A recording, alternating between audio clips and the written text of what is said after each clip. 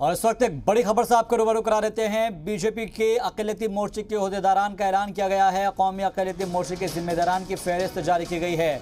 जाकिर हुसैन, अजमल हुसैन, मोहम्मद हुसैन कौमी नायब सदर बने हैं। साबिर अली को कौमी जनरल सेक्रेटरी बनाया गया है।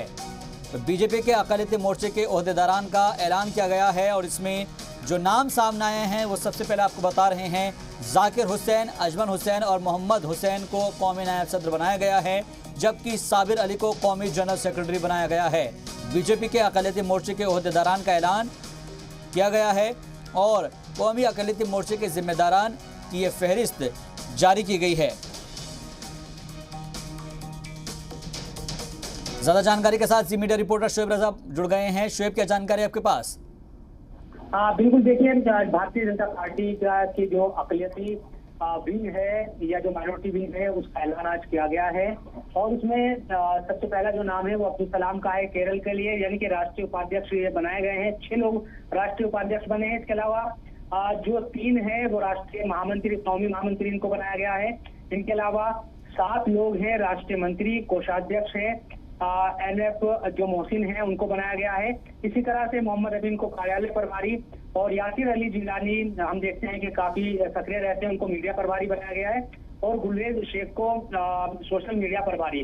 कुल मिलाकर अगर इनमें कुछ जो नाम है उनकी बात करूं तो अब्दुल सलाम, मुफ्ती अब्दुल वहाब, SM अकरम, जाकिर हुसैन, मोहम्मद हुसैन, अजमल हुसैन जैदी, इन सबको राष्ट्रीय उपाध्यक्ष बनाया गया है। और इसी तरह से साबिर अली काफी एक्टिव रहे पहले, हाल ही में हालांकि वो बहुत ज्यादा हम देखते थे कि सक्रिय नहीं है, लेकिन उनको राष्ट्रीय महामंत्री बनाया गया है।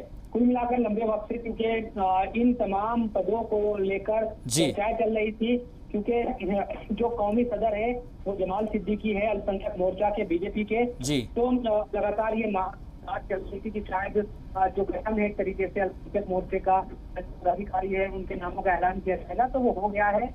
और इसके संबंध जो चीजें हैं वो इस लिहाज से भी, क्योंकि अब उत्तर प्रदेश में चुनाव भी है तो हालांकि पूरे मुल्क के अलग अलग हिस्सों से, अलग अलग शहरों से, राज्यों से तमाम लोग आते हैं।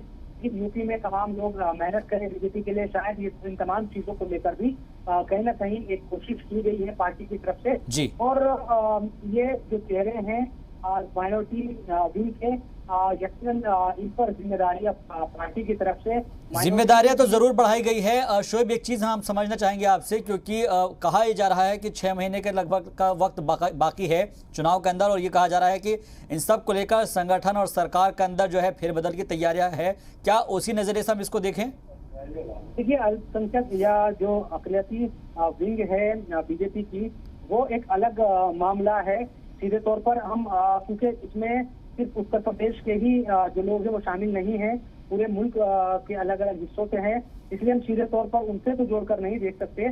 लेकिन इसको इस लिहाज से जरूर देखा जा सकता है कि जब कोई संगठन या कोई ऑर्गेनाइजेशन खड़ा होता है, उसमें लोग जुड़ते हैं, उनकी जिम्मेदारियां तय होती है, तो किसी भी सूबे में इलेक्शन हो किसी पार्टी के लिए वो अहम भूमिका उनकी होती है, उनको जिम्मेदारियां दी जाती है। अब तक नामों का ऐलान नहीं हुआ था, लोग इंतजार कर रहे थे कि किसको कैसा पद दिया जाता है। क्योंकि अब ऐलान हो गया है और उत्तर प्रदेश के लिहाज से हम इसलिए कह रहे हैं कि बड़ी आबादी माइनॉरिटीज की है और बीजेपी की जो दूरी है वो ये समझा जाता है कि माइनॉरिटीज बीजेपी से बिल्कुल, यानी कि एक तरीके से पूरी जो एक स्ट्रेटेजी के तहत ये तमाम तैयारियां की जा रही है। बहुत बहुत शुक्रिया हमसे बातचीत के लिए, तमाम जानकारी के लिए शोएब रजा आपका।